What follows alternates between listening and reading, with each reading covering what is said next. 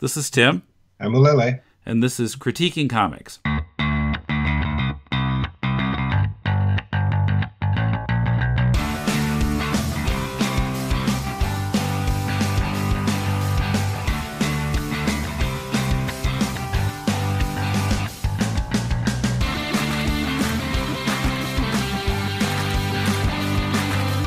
Welcome to Critiquing Comics. This is Tim with Mulele in Tokyo.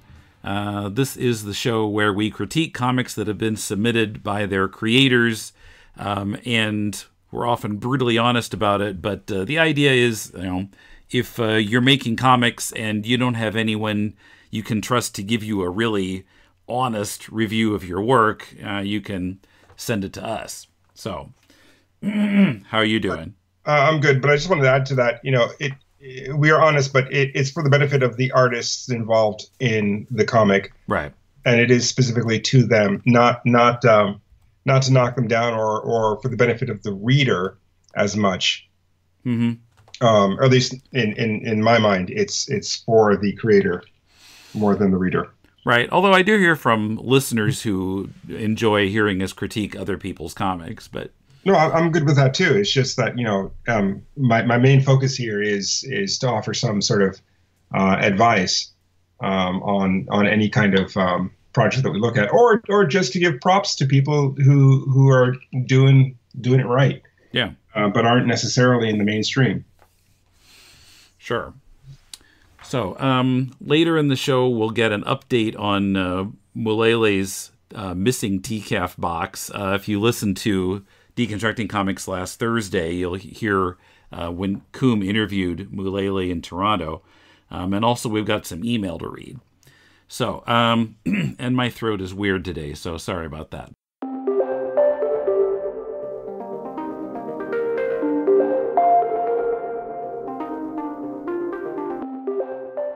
First of all, we're going to talk about a website that has a lot of different comics on it. We got this message from someone named Bree Steinbron, and I'm not even sure if this is male or female. Bree, B-R-E-E. I don't know what gender that name goes with. But Bree writes, Hi, just wanted to reach out and see whether you might be interested in covering a new comic book anthology series, Hyper Epics. These short but powerful installments are a throwback to what comic book stories used to be and can be again. They are designed to entertain, entice, and enthrall. Each and every tale packs plenty of heart and action in its concise 3-page format. Now, I'm not sure what Bree's relationship is to the site. I couldn't find his or her name anywhere on the site. It's run by Tom Hoover, who is producer and publisher, and Thomas Tuna, as in the fish, managing editor. And they've written many of the stories on the site.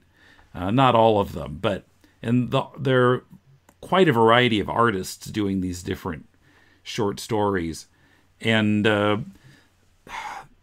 I think the idea is that they're supposed to be kind of amazing stories type of things where they have twist endings, except some of them didn't really have twist endings. Some of them are kind of twisty, but some of them aren't so much.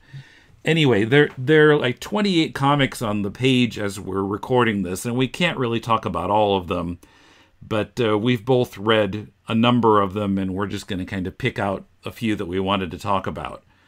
So do you want to get started? Sure. Should I go first, or do you want to go first? Go ahead. Okay. Actually, I read quite a few of them. So the first one that I read was called The Butler Did It. Oh, yeah. Mm-hmm. Did you read that one? Yes, I did. Okay. Then we can talk about it together. Basically, it's written by Thomas Tuna and art by Giovanni Fim. The artwork I liked quite a bit. It actually reminded me of Michael Kaluta's work, or I should say illustrations of Metropolis. Just kind of the color scheme and some of the robotic bits. But basically, it's about a man who builds a manservant.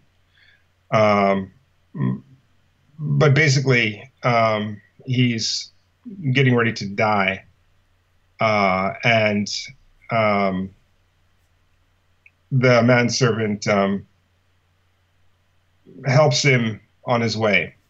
And Yeah, he's programmed to do that when that program is activated to just help the guy die.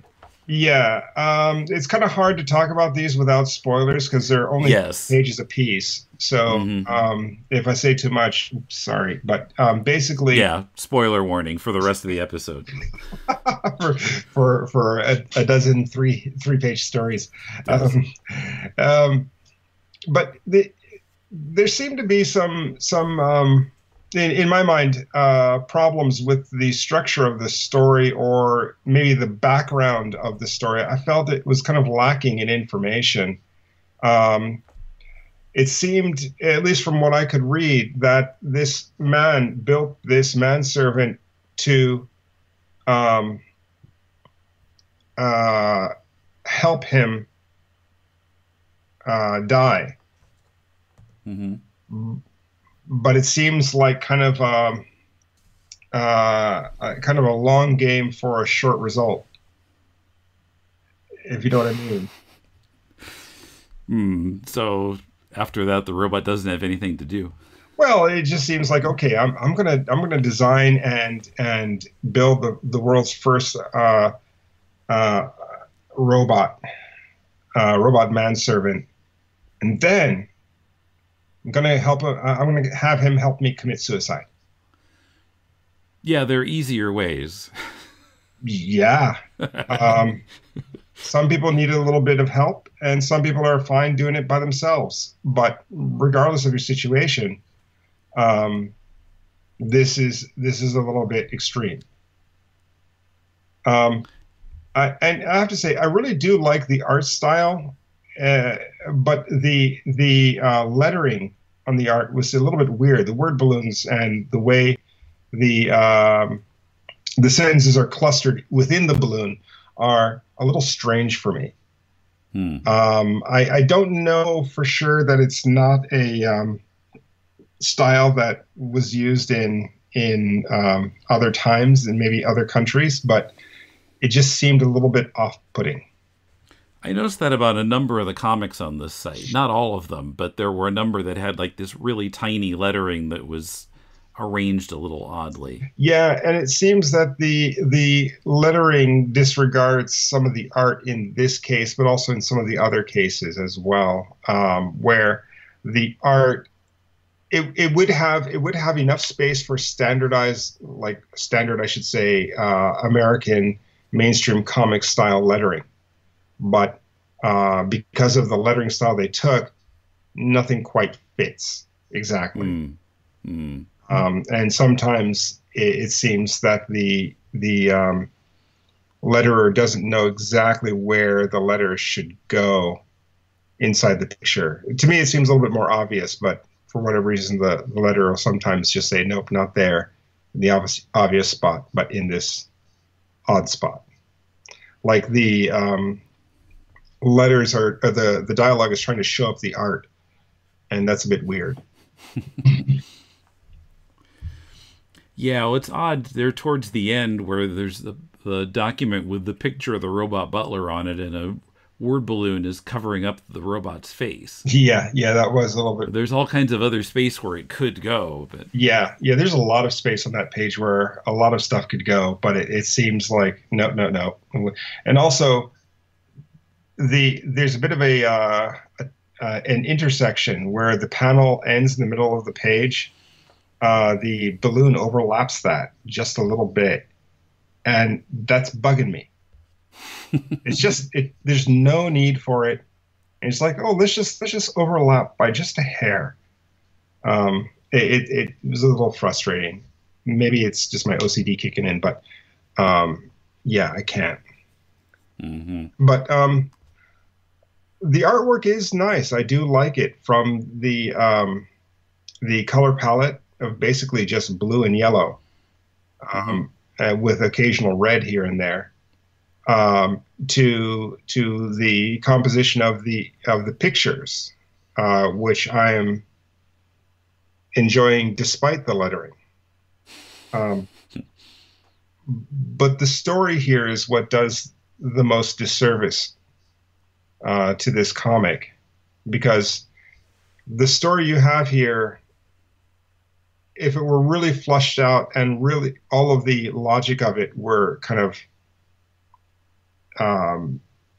examined to the extent that it should be examined, you might have a story here that's really interesting. But it's been so condensed that I feel that there are parts missing, and so the logic flow starts to get weird, and that just breaks the story for me. Okay, and it didn't strike me that way. I'm wondering what you felt was missing. Why this guy wanted to commit suicide should be at the beginning of the story, not the end, and why he needed to build a robot to do it. And why this robot is automatically assumed to be sentient when the police later interrogate him and then put him on trial. And that kind of stuff is weird, because if it's a machine that malfunctions, you just shut it down, you dismantle it, you whatever. Machine doesn't care and seems not to care in this story. But the humans are like, well, just wait till we take you apart.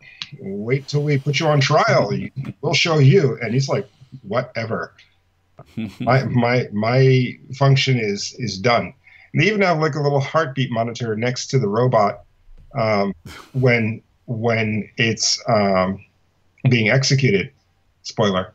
And it just seems to not make a whole lot of sense. There's no reason for this to be a robot. This should be a person if you're going to go through all that nonsense. Yeah. Yeah. The weirdest thing to me about the story was the very end. Yeah.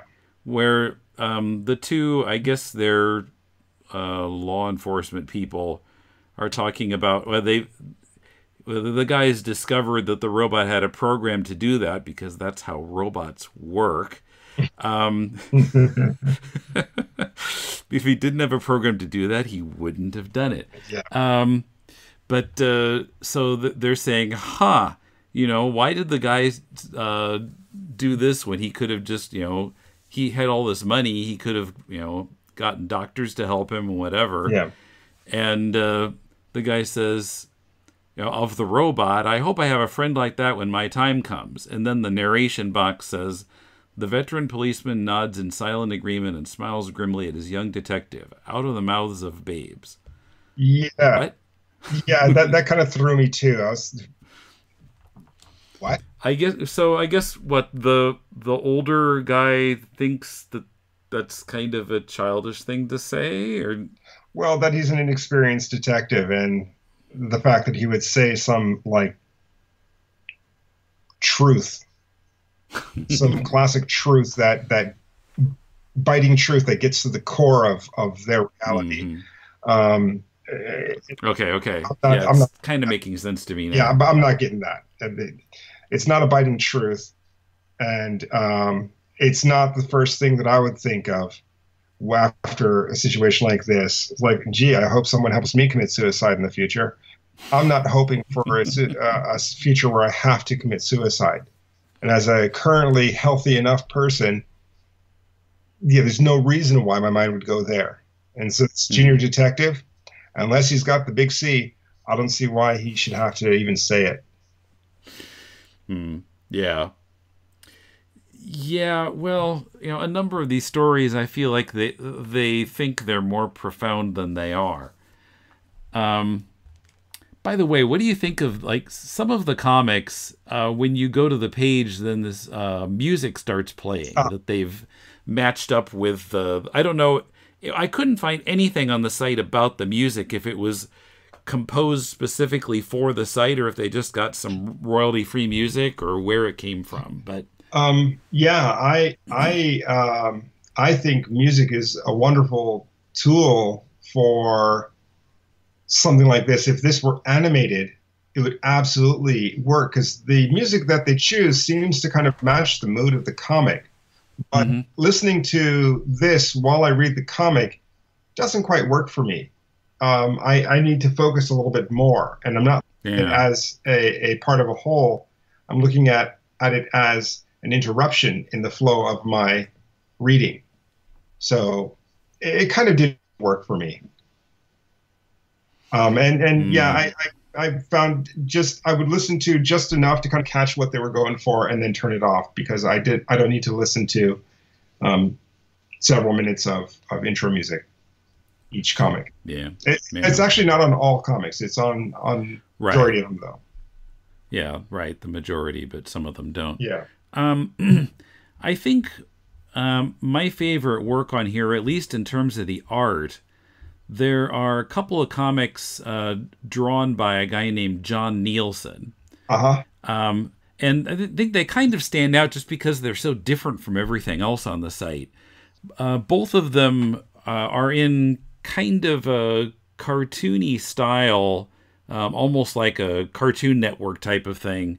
And they feature a little girl.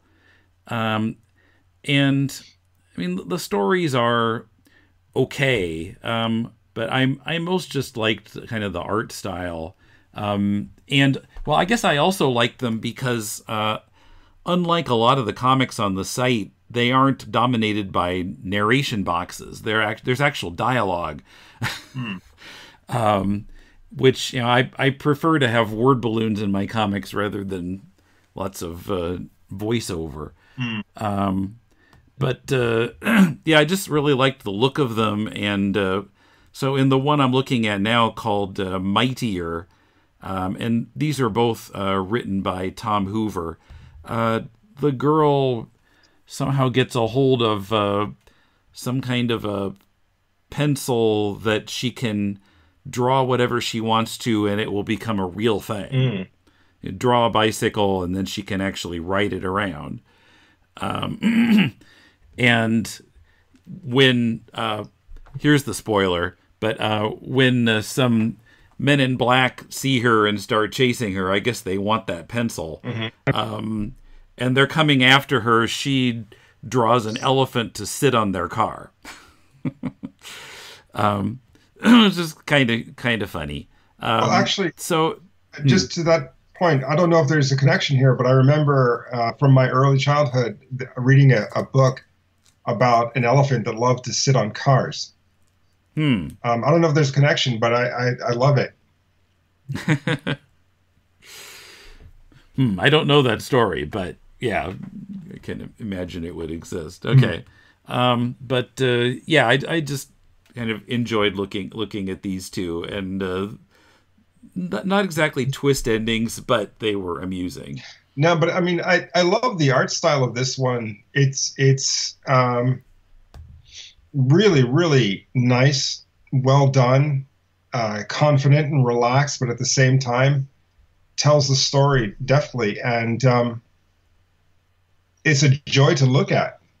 You don't need a twist ending for this. You've got lovely art.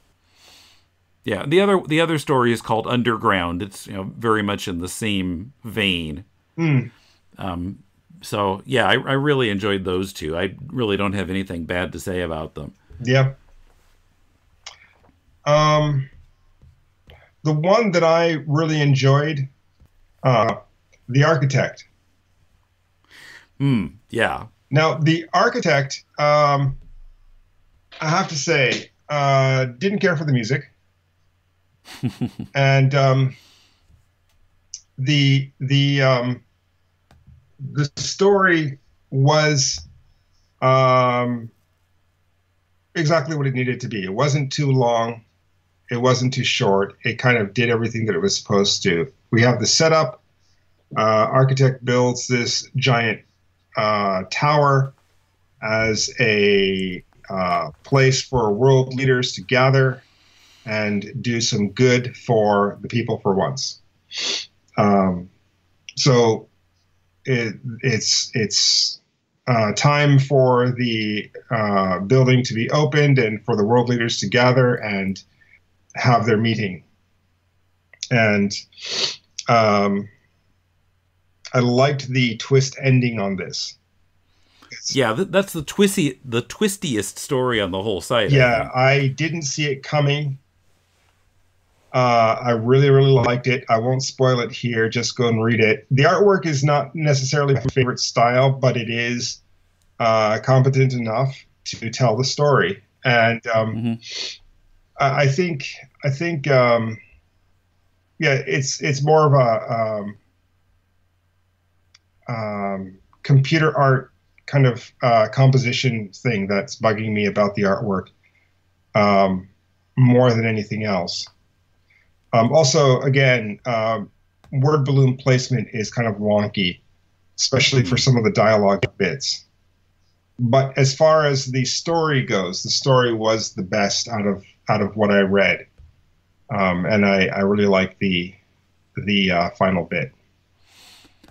Right. Yeah, I thought so too. That was one on my list. Written by the two main guys, Thomas Tuna and Tom Hoover, and yeah, the art by Wallace Silva.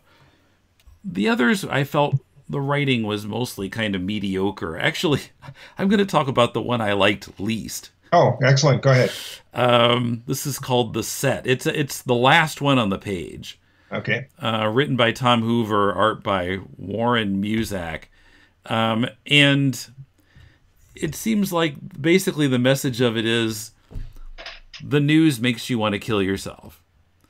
And I mean, there just didn't seem to be any. I didn't think there was any nuance to it, or there wasn't a twist. It was just like the guy is watching bad things happen on TV. You know, things that have actually happened over the past 30 years, and gets more and more depressed by it. And I wasn't really sure what the writer was trying to say here. Hmm. You know, it just really needed something more.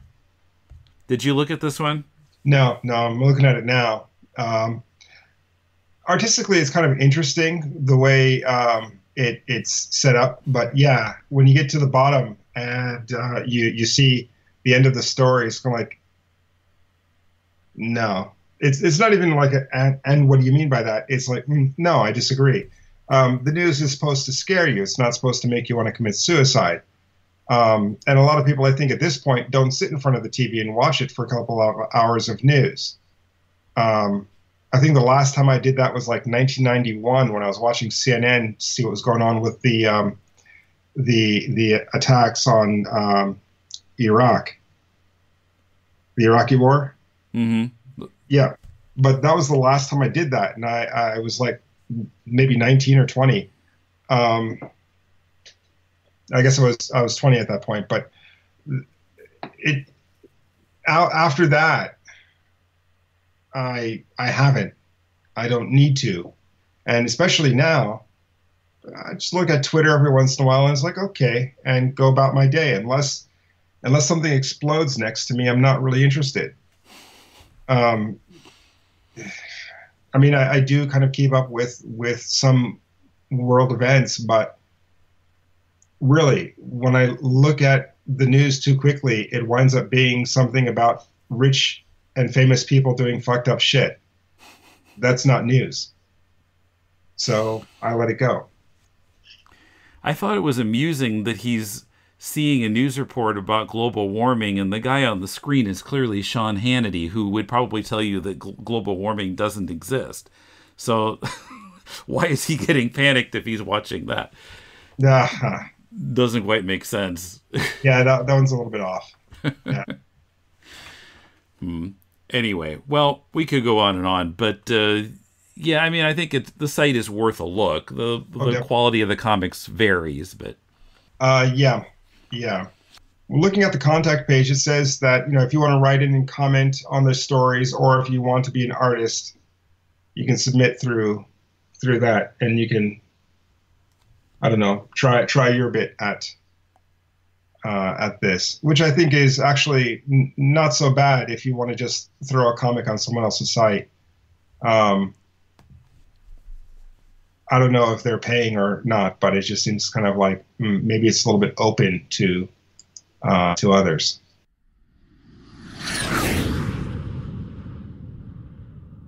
So, Mulele came back from TCAF, and as you probably heard on the show last Thursday, he sent 2 boxes there of his stuff to sell, and one of the boxes went missing. And I understand you have an update on that. Yeah. I think I did the interview with Koom on the night of the end of the con. Yeah, I think it was. It sounded like it was. It must have been Sunday night. Yeah, I'm pretty sure it was. Basically, I just cleaned up the rest of my table and just hopped on the subway home, and that was it. Or back to the hotel, I should say. And Koom met me there, and we had our interview. But there were other things that happened after the interview where I tried to fly to Chicago, but the flight got canceled. Yeah. I wound up not being able to go to Chicago. Actually, no, that's it. Okay.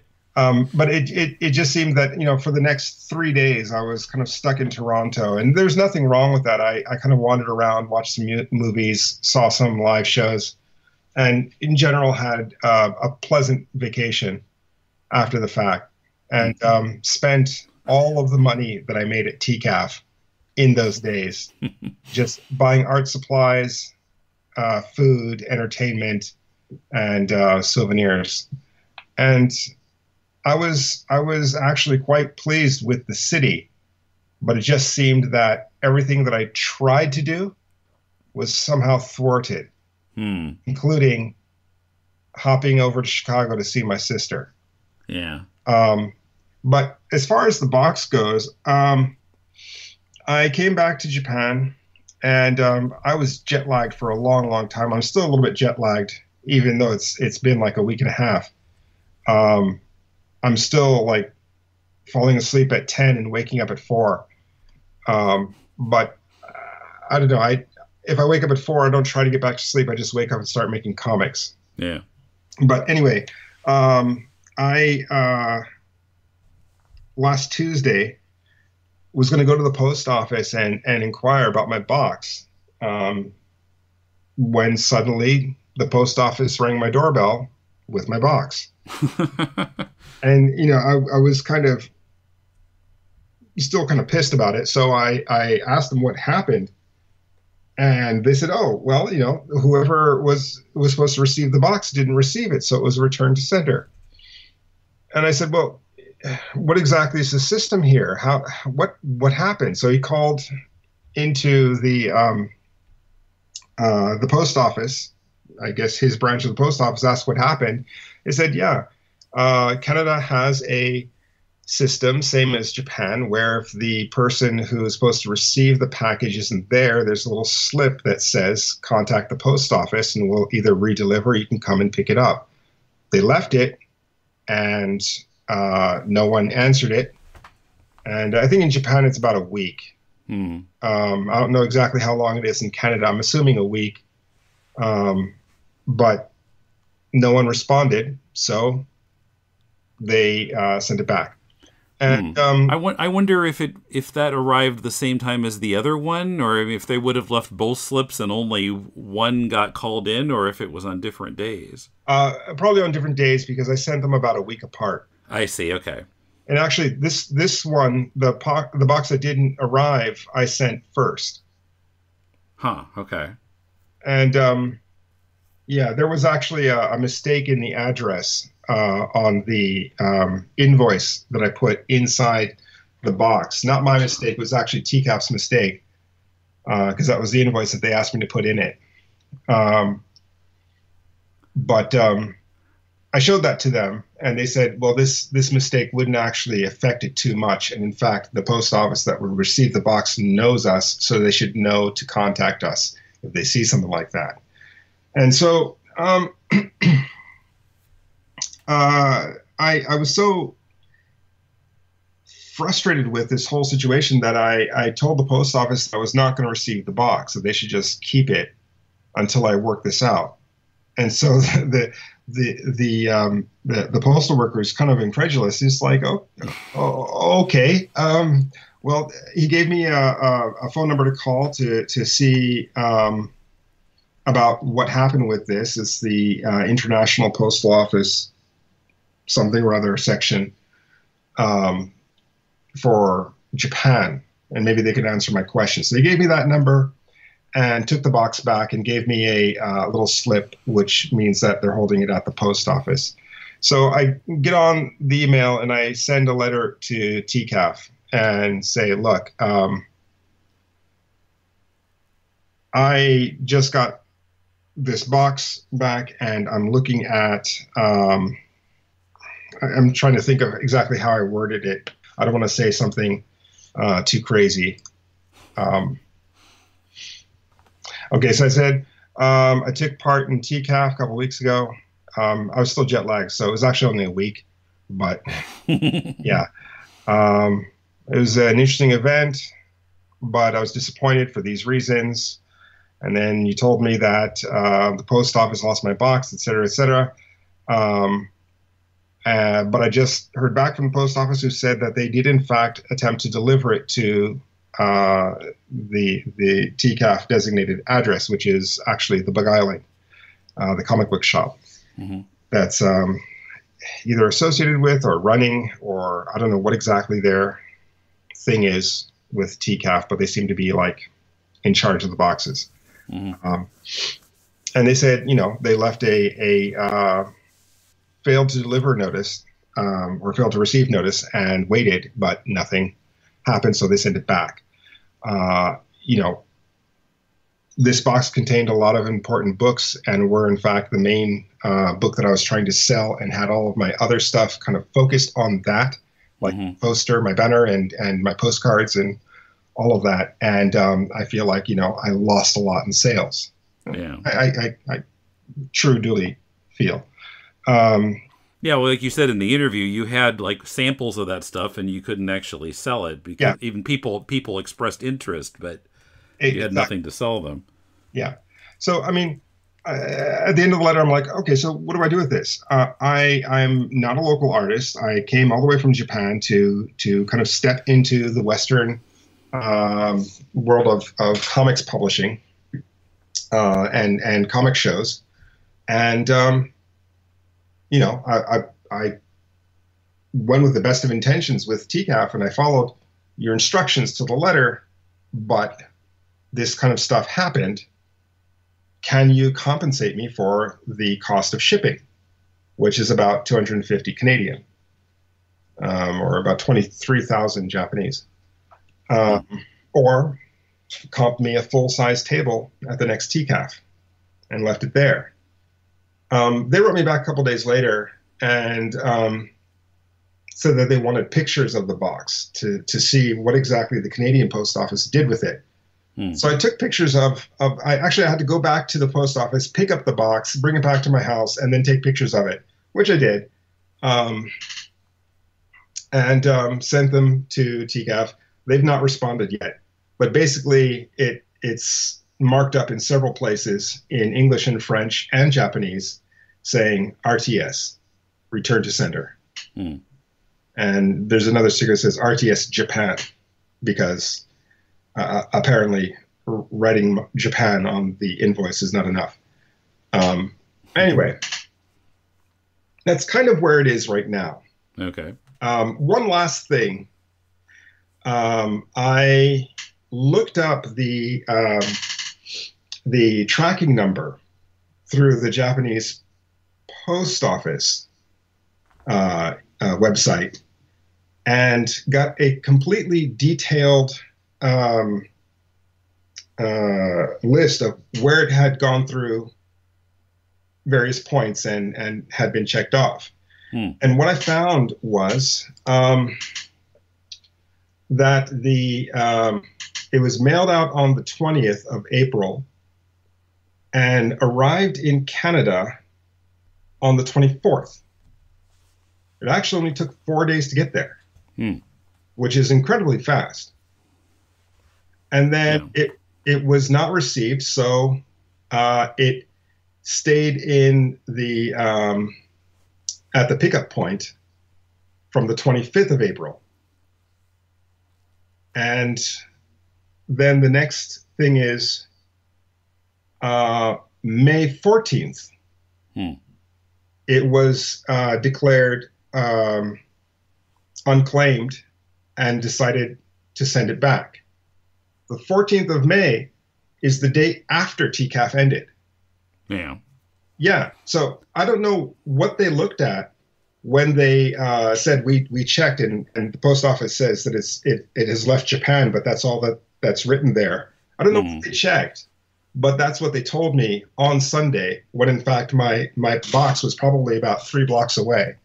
Yeah. And I think you said in the interview that the tracking information you had left in Japan? Yeah, I didn't have the tracking information with me. They had it in an email that I'd sent them, but I didn't have that email on my phone. I sent it from my computer. So basically, I was in this situation where, okay, I've got to go back to Japan and see what's what. Never do that again. I'll take all of that shit with me. And I should tattoo it on your arm. Yeah, exactly. And I should have, at the convention, said, give me the tracking number. I'll check it myself. Yeah. But I didn't. I just said, oh, okay, well, I guess I'll check it when I get back to Japan. But now checking it, I was like, the fuck? It was there. Yeah. And had they actually looked, I don't know. I didn't give them a website to go check the tracking number out. I just kind of figured that they would know. Maybe that's my fault too. But they said that they did check something and that it was not listed as having arrived in Canada. That they actually checked both boxes and neither of them were marked as having arrived, just left Japan. But I'm looking at this thing now thinking, okay, I don't know what they checked, but this is fucking nonsense. So now it's back with the Beguiling and TCAF staff, and I don't know what they're going to do. They could just say nothing. They could just do nothing. And what recourse do I have? Angry Twitter rant? Blowing off a little steam here? I mean, I don't think it's going to get me all that much, but I'm just hoping that they're reasonable about it. Because give me a table at TCAF next year or even the year after would be no skin off their ass. It would cost them nothing. But and it would allow me to kind of reattempt this with some sort of understanding of how the system works. But who knows what they're going to do. I had a couple questions for you. Sure. So I don't remember if it was on podcast or not, but before you left, you mentioned that you were, I think you said you were a bit concerned that the person sitting next to you at the con was going to attract much more of a crowd than you would, and you'd be kind of lost in the shuffle. But how did that turn out? Oh, exactly the way I predicted. Okay. Yeah. The person next to me was Rebecca Mock. She's a lovely person from New York who's doing a book with Hope Larson as the writer, which is a big enough draw in and of itself. But she's also very active in her career and has made a living as an illustrator / comic book artist. So she's got a lot of fans, a lot of people who are swarming her table. And so she was constantly getting sales on the first day and then getting sales pretty regularly on the second day. I have a feeling the money that I made from those 2 days didn't match her slowest day. So I didn't count how much money she made, but had I made sales like that, I probably wouldn't be complaining so much about a second box. Well, who knows? If I'd made sales like that without that second box, I probably would be complaining because my sales would be at least double. But anyway, no, she was quite aggressive in her sales, and looking at how she set up her table, I learned a lot. And, it was quite an education. And so I'm actually grateful to her for being my table buddy. But and she's very friendly and very, very nice person. and I learned a lot. Yeah, I wanted to ask you also, just kind of overall from that and whatever, was it worthwhile? And tell us some of the stuff you learned from the going to TCAF. Yeah, so what I learned from going to TCAF is that you should have a book out before you travel internationally to do a con.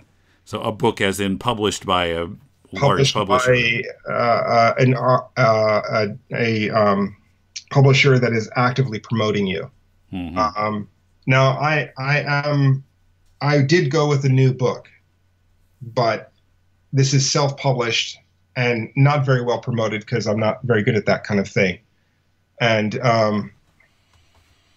people were interested, and some people really liked Elvis, and some people really liked Yakai, or at least the idea of it. I don't think anybody like read it and came back to me, but they were intrigued about the story from what I told them, and I was happy enough with that, and I did make a couple of contacts. One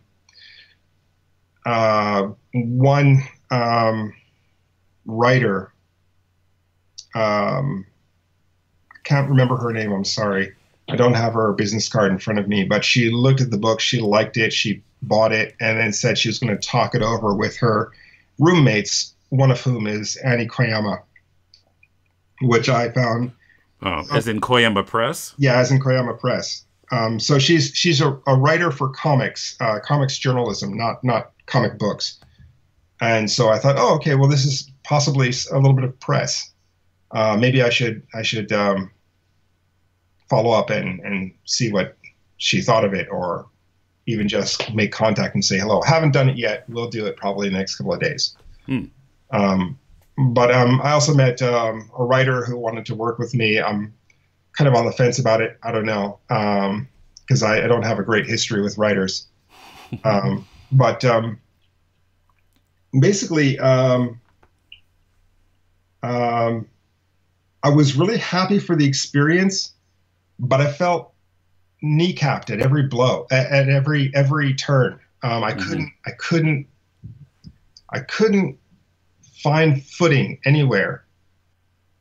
And as soon as I just said, okay, the con is over, I'm not going to Chicago, I'm letting go, and I'm just going to hang out. Then everything just went smooth until it was time to go. And I came home. And when I got back to Japan, I was so happy that the plane didn't crash, because I figured that that's probably what was next, because there was like 3 days of just calm.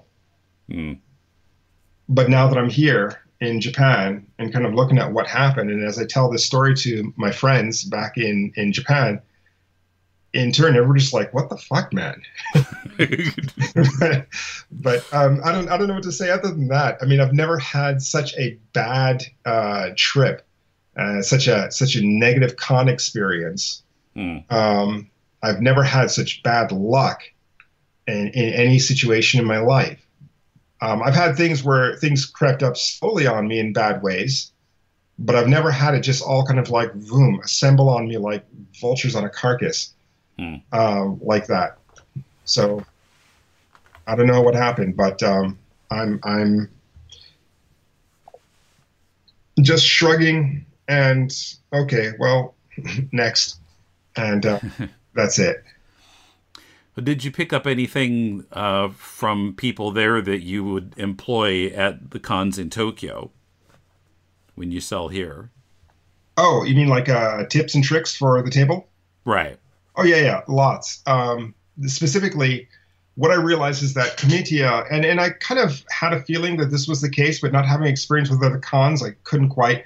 Comitia aims to keep artists low. It aims to keep sales low, and it's not just the attitude of the people who run the con, but also the people who attend the con, that this is for amateurs, and if you make strides into being a professional, no. So there's certain things. For example, I think not so much a rule at Comitia, but a rule definitely at Comiket is that if you've got a barcode on the back of your book, it shouldn't be sold there. And whereas at TCAF, bring everything you got, and it can run the gamut from photocopies to hardcover books by major publishers. Bring it all. They will buy it all. You will sell it all. It will all be fine. It's there for, if you're an amateur and you got in, then great. If you're a professional and you got in, that's great too. There's room and level for everybody. Whereas at Comitia, I feel that, okay, if you're an amateur and you've made photocopies and you're selling them at your thing, that's great. You should make, I don't know, 50 or 100 copies of your book, and if you sell all of them, then you made a killing. You actually paid for your table. But if you are a professional and you go in looking to make serious money there, it's not there. I mean, it's really not. If you're a professional that's not famous, if you're a professional who is famous, then, there's kind of like, well, why is Otomo Katsuhiro at Comitia? What? It's like a legend walks into the room and Toriyama Akira is in the other room signing free pictures of Dragon Ball. The entire convention hall turns in his direction. But that's just not for them. They just don't do that. And so if you're professional and you're looking for that kind of support or that kind of reaction, I don't think it's there to be had. And I think it just seems that it is actively, the social contract of the con is actively against that. So I don't know. I decided to take a break from this next Comitia to kind of reassess internally how I'm going to approach my career at this point. And there are a lot of changes I'm going to start to make. I don't want to announce a lot of stuff yet, but there are a couple of things I can say, like I have to revamp my website, which I haven't really touched in a year and a half or two. I'm going to, of course, start working on Mindgator 3 and 4 and finish those. I've got other projects as well I'd like to do. But kind of looking beyond Comitia, or rather looking at Comitia as a kind of specific tool rather than a kind of general, hey, maybe I can make some money, maybe I can kind of push my career forward, because that's not seeming to do the job. Yeah. Well, yeah, as far as the amateurs at Comitia having difficulty getting into mainstream, actually, I don't know if I could say she's my friend, but my acquaintance, Yugata Tanabe, who I met at Comitia. I think it was when Irene was here. Oh, right. When I guess it was at Comic-Con, wasn't it? Irene Strakowski? Yeah. So, if I'm messing up her name. So, but yeah, Yugata told me at this most recent Comitia that she's actually getting a book published. Oh, nice. And it's coming out on June 23rd. I believe she told me it's mostly like the same kind of illustrations that she's been doing that I picked up at various comitias that I've met her at. She likes to draw these like girls who have insect properties to their bodies, but she's a really good artist. I did an interview with her once a couple of years ago that it was all in Japanese, so I just transcribed it in English and put it on our website a few years ago. But yeah, so I guess it is at least a little bit possible for people to change lanes out of the Comitia amateur lane. Okay, well, if that's the case, then I'll keep an eye out, and hopefully something will happen for me too. But just from what I could see, there seems to be quite a much more dynamic range with Toronto as with Comitia. Yeah.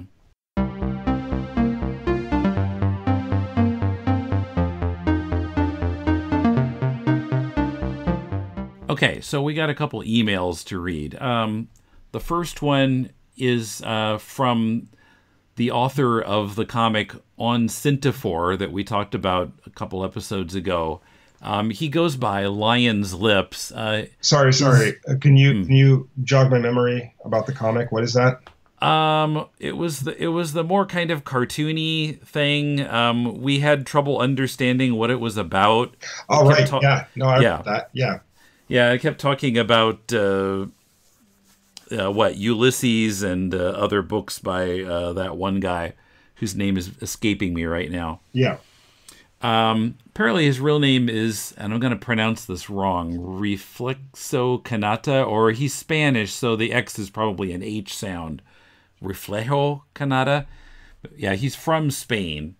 And his English is not very good, but he was able to, I guess, well, I asked him about this, how he was able to understand our critique if his English is not very good, and he said he just had to pause it a lot. I guess he worked his way through it slowly, but he then wrote to us and said, "Hey there, I have watched," means listened to, the review, and I kinda enjoyed. I like your manifest some interest about the work, and I would like at least contact with both from the transmission. Well, it's true that I barely speak English. I lack of practice. That's why I'm looking for partners, as you could see if you get again into the webcomic. Nonetheless, the version that I want to work more is the original in Spanish, and if you don't have much problem in use some web translator, here I share the latest post. That is not a chapter, but an essay about the true concept of the syntaphore. And he gave me a link. Okay. I will take your advices and keep working to get a better material. Thanks, and I wish you won't lose the interest in it. I'm curious. Send me the link, and I'll read it through Google Translate. Okay. And then our other message is from Victor Edison, who we often see at the Tokyo Cons. Oh, yeah. He says, Tim and Mulele, last episode you asked for reader mail from listener mail from people who have not been featured in the podcast. I don't know if I count because you reviewed one of my books way back in episode 82, but I thought I'd drop you guys a line anyway. I just wanted to let you both know that I enjoy your podcast a lot. I'll admit I think a big part of this is because I feel like I'm in a similar situation as the both of you, living in Japan, making comics, teaching English, etc., and I enjoy listening to you two talk about your lives and how you balance all those various elements. Congratulations to Mulele on getting out of the English teaching racket. I look forward to hearing about your trip to Toronto. Listening to an episode of Deconstructing Comics, or Critiquing Comics, is like hanging out with good friends, even though I don't really know either of you personally. Another reason I like the podcast is because as a comics creator myself, I enjoy listening to smart and honest critiques of other people's work. Even when I haven't read the work being discussed, I find it interesting to hear about where you guys think it succeeds or fails. I try to pick up little lessons that I can apply to my comics. Keep up the good work. P.S. And if you ever run out of comics to review, I've got over 5 years worth of diary comics at victoredison.net that you can check out. Sorry, I couldn't resist a plug. Actually, recently, maybe a couple of months ago, maybe 1 or 2 comedias ago, so that might actually be quite a bit ago, I ran into him at Comedia, and it seemed that he was going through a little bit of shit, or he went through some, and it finally worked out, I think. But if it's in his comic, I think I'd like to read through some of that, because I think job-related shit, but I don't think quite on the level of what's his name in Ian. Yeah, Ian. But I think of a similar type. Mm-hmm. Yeah. Okay. Actually, it seems that Ian, myself, and what's his name just now? Victor. Thank you. I'm terrible with names. And I think even you, we all kind of went through the same hassles around the same time. I guess the racket is changing in Japan. Yeah. Well, I was pretty good the past 2 years, and then my sweet gig at the girls' high school, they didn't renew my contract because they decided it's cheaper to use the JET program. So, yeah, I'm back in dispatch company hell this year, but only for 1 year, I swear. So, yeah, we'd like to hear from everybody else. You can write to mail@deconstructingcomics.com. And as we're recording this, I'm thinking that in June, I might, at least for June, go back to alternating weeks of critiquing comics and deconstructing comics, because I'm expecting to be swamped here for a while. But, yeah, anyway, so we will be back in a couple weeks with more critiques. So, till then, this is Tim. I'm Mulele. And thanks for listening to Critiquing Comics.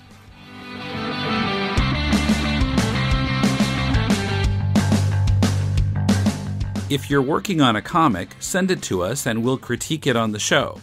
Send a PDF or a link to mail@deconstructingcomics.com. Next Monday on Deconstructing Comics, Ryan Haupt will be here from the Science Sort of podcast to talk about Brian K. Vaughan and Cliff Chang's time travel series, Paper Girls. Is it incomprehensible, or does it simply take repeat readings to reveal its awesomeness? And yes, with a science guy in attendance, we will definitely talk about those tardigrades in Volume 2. So be here next week.